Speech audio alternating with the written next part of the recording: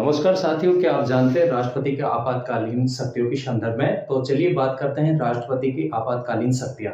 जैसा आप सभी जानते हैं कि भारतीय संविधान का जो भाग 18 है और भाग 18 में अनुच्छेद 356 से लेकर के और 360 तक राष्ट्रपति की जो है आपातकालीन शक्तियों का जो है प्रावधान किया गया है। प्रिय साथियों, देखिए राष्ट्रपति के पास में जो शक्तियां होती हैं दो तरह की होती हैं। एक राष्ट्रपति को संविधान के द्वारा प्रदान की गई सामान्य शक्तियां और एक जो है संकटकालीन या आपातकालीन जो शक्तियां हैं। दो तरह की शक्तियां प्राप्त होती हैं। तो राष्ट्रपति की आपातकालीन जो शक्तियां हैं कि राष्ट्रपति की आपातकालीन जो शक्तियां होती हैं वो 3 प्रकार की होती हैं, जिसमें भारतीय संविधान में राष्ट्रपति को जो है संविधान के भाग 18 के अंतर्गत अनुच्छेद 352 से लेकर के और 360 तक आपातकालीन शक्तियों का जो है प्रावधान किया गया है। और ये जो शक्तियां हैं 3 प्रकार की होती हैं। निम्न 3 परिस्थितियों में राष्ट्रपति को जो है आपातकालीन शक्तियां प्राप्त होती हैं।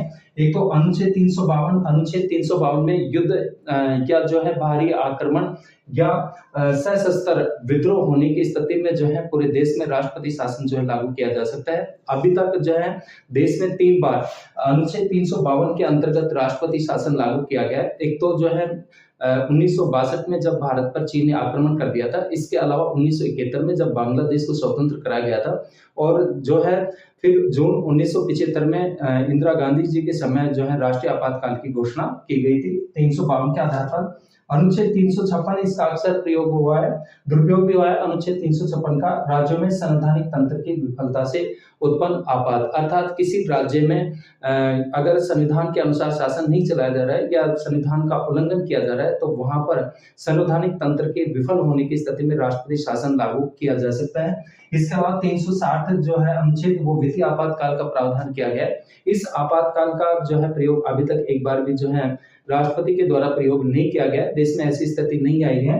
और जो वित्तीय आपातकाल है, जब देश की साख खतरे में पड़ जाए या देश पर इतना कर्जा हो जाए जिसको देश चुकाने में असमर्थ हो, तो ऐसी स्थिति में पूरे देश में वित्तीय आपातकाल लागू किया जा सकता है। इसकी अवधि न्यूनतम 2 माह होगी।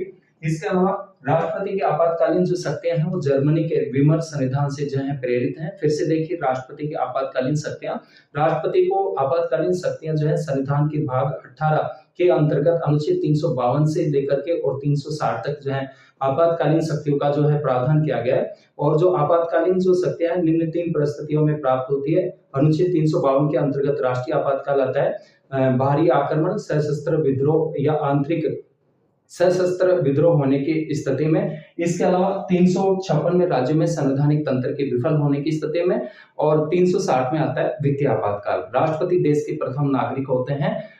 तो निश्चित रूप में